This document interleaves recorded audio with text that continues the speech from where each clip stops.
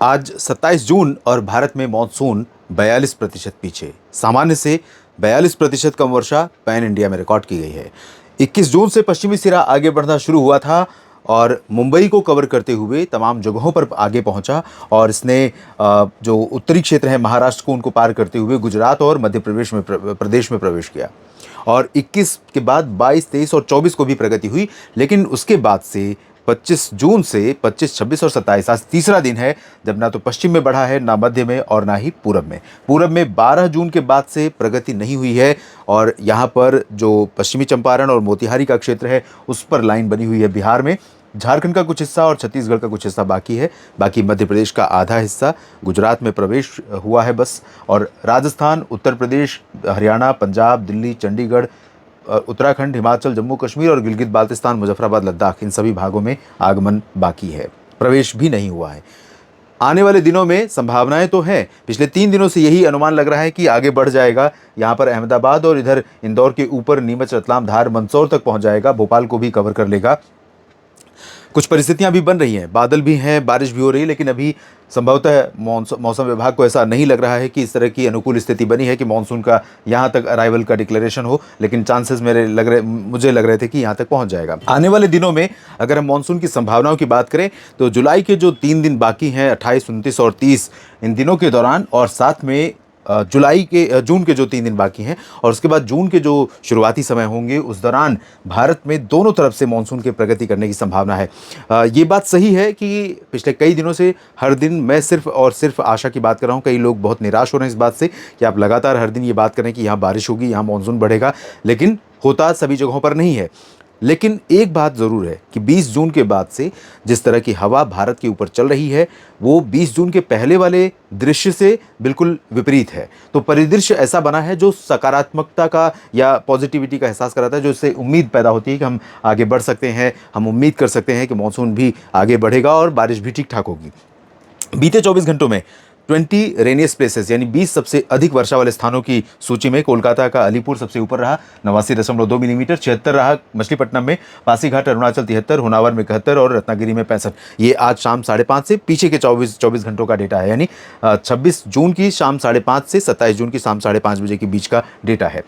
नर्मदापुरम में, रत्नागिरी महाराष्ट्र में 65, नर्मदापुरम मध्य प्रदेश में 48 और 42 मिलीमीटर बारिश पेटजोरहाट असम में हुई है। गोवा के पणजी में 41, 39.6 कोचीन में, छिंदवाड़ा में 36.6, 32 मिलीमीटर बारिश दर्ज की गई है 3 जगहों पर।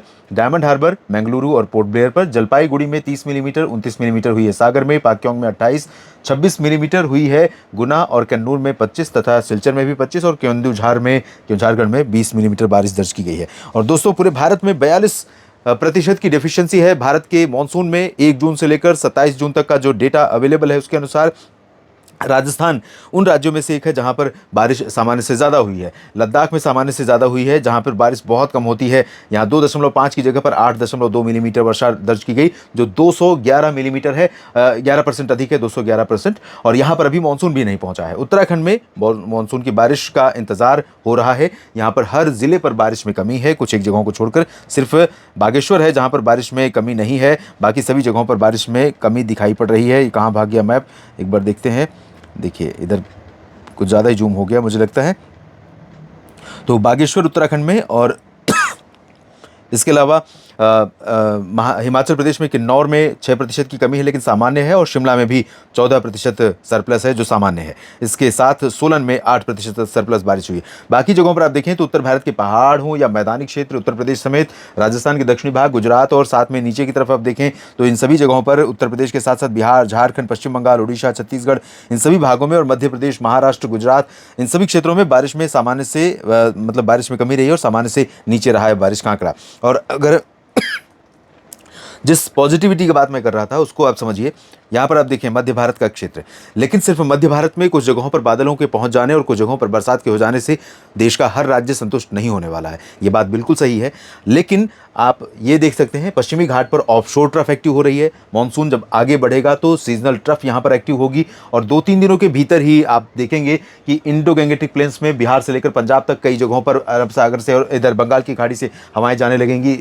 अरब सागर की हवाएं राजस्थान से होते हुए उड़ीसा तक आने लगेंगी, और ये सिचुएशन सिचुएशन, क्योंकि यहाँ पर सिस्टम बन रहे हैं दो, और ये सिचुएशन देश में कई राज्यों में बरसात को बढ़ाने वाली होगी।